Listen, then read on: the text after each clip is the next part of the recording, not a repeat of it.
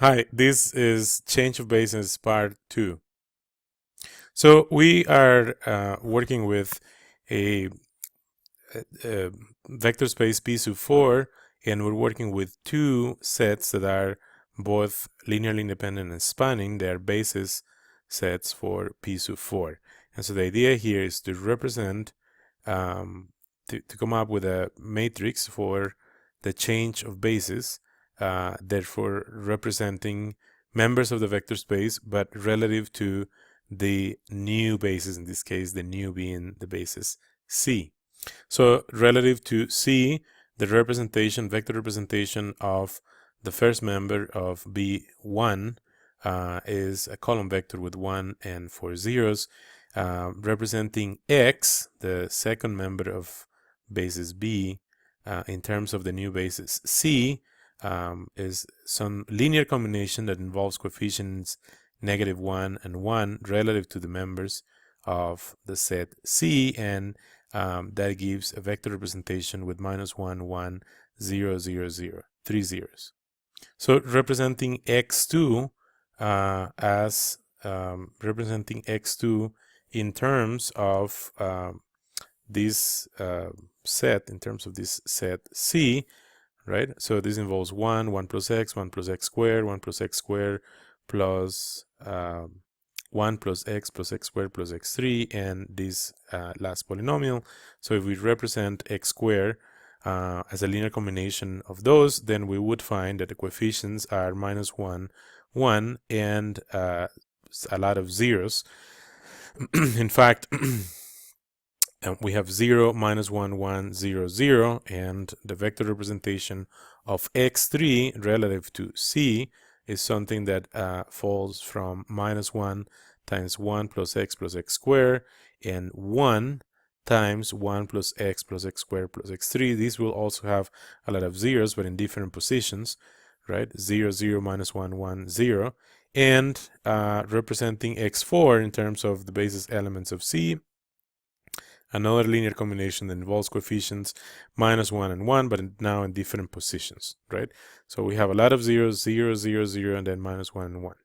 So we can compile this information as columns of a matrix, and we can report that the so-called change of basis matrix has columns as specified here, right? So this would be a vector representation relative to C of 1. That gives us the first column. This second column, vector representation of x. The next column is vector representation of x squared, right? That's in column 3. The next column would involve vector representation of x3, and then the last column involves a vector representation of x4. So each of those is what we use to come up with the columns of this matrix. So let's take this a step farther. Let's consider an arbitrary member of P4. So this U member of P4, we call it vector by being a member of a vector space P sub 4 as an arbitrary member. And so now let's consider how can we represent this in terms of change of basis matrix, right? So first things first, in terms of the old basis, this is what we're calling the old, I'm calling this the old basis. Eventually we're gonna move on from the old to the new, right? But relative to the standard basis of P4, this would have as a vector with coefficients 5, -3, 2, 8, and -3. Now, so what we want to do is to use that theorem that says, hey, you can take the matrix, the change of basis matrix, multiply that by a column vector, and that will give you another column vector, and this column vector would be the vector representation relative to the new basis.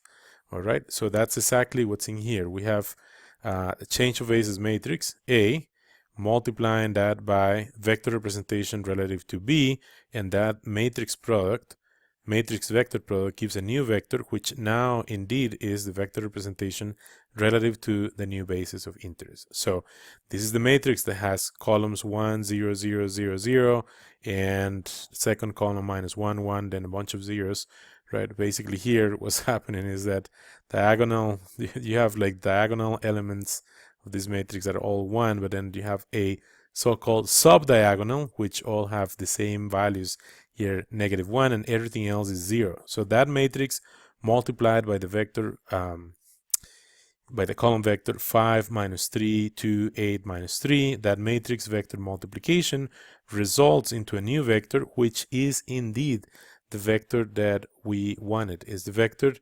representation of that arbitrary member of P4, but now relative to the new, right? This C is the new basis, right? And so we have come up with the vector representation relative to the new set by following a matrix vector update. So we discuss the change of basis by using the change of basis matrix and using vector representation relative to the old basis for the specific example of the polynomials of degree 4, the vector space P sub 4. So now let's talk about another example of a vector space. This would be the vector space C4, okay? And let's consider two sets which are both spanning and linearly independent. They're called B and C, each of them, right? So we know that the dimension of C4 is 4, so each of these sets has 4 elements, and what we would like to discuss next is how to represent one in terms how to do a change of basis, right? So we're going to go from B to C, so it requires writing each vector on the old, right? So this here would be the old basis, representing each member of B as a linear combination of those members of C. Okay, so let's work on this. So remember, if we didn't know that, we would assume that this is alpha 1, this is alpha 2, this would be alpha 3, this would be alpha 4, and we would say that linear combination of those column vectors with alpha 1, alpha 2, alpha 3, and alpha 4 equals, right, it would be exactly equal to this vector, and then that would lead to have a linear system of equations with alphas being the unknown, so we could compute a solution set and come up with what are the values. So, but we have done that work has already been done, and so the value of alpha 1 is 1, the next coefficient is -2, the next one is 1, the next one is -1. With those values of coefficients, this linear combination is exactly, as a linear combination, that is exactly equal to that. It matches that, which means that the vector representation of this vector relative to C is 1 minus 2, 1 minus 1. So we do that for every member of the set B. We represent this column vector as a linear combination, okay, as a linear combination of those column vectors, and we find that the coefficients are 2, -3, 3, and 0.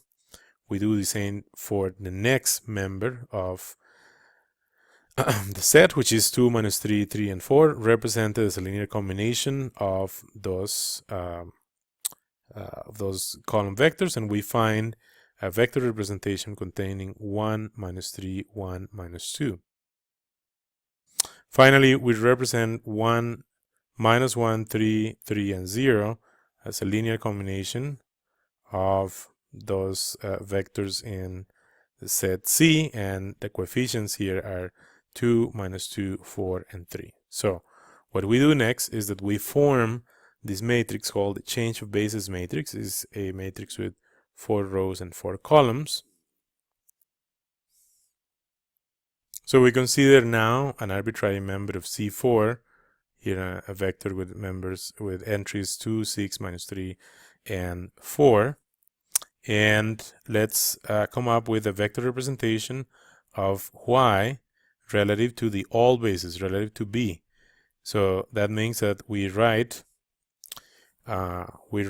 this vector 2, 6, -3, and 4 as a linear combination of the basis elements on B. This requires some work. Again, if we don't know that from inspection, we can think of this as alpha 1, alpha 2, etc. And then we can find those values. But these values are now minus 21, 6, 11, and minus 7. So that vector representation of y relative to b has a vector representation with a column vector that has entries minus 21, 6, 11, and minus 7. So what we can do next to come up with a vector representation of y relative to the new basis, relative to C, the new basis, is to do the matrix column vector update, right? We come up with a matrix that we call the change of basis matrix and multiply that by the vector representation of y relative to the all basis, right? So this is that matrix vector update. We carry out such calculation and find that we have now a vector with entries minus 12, 5, minus 20, minus 22, and this indeed is the vector representation of that arbitrary member, y being an arbitrary member of C4, but now represented in terms of the new basis C.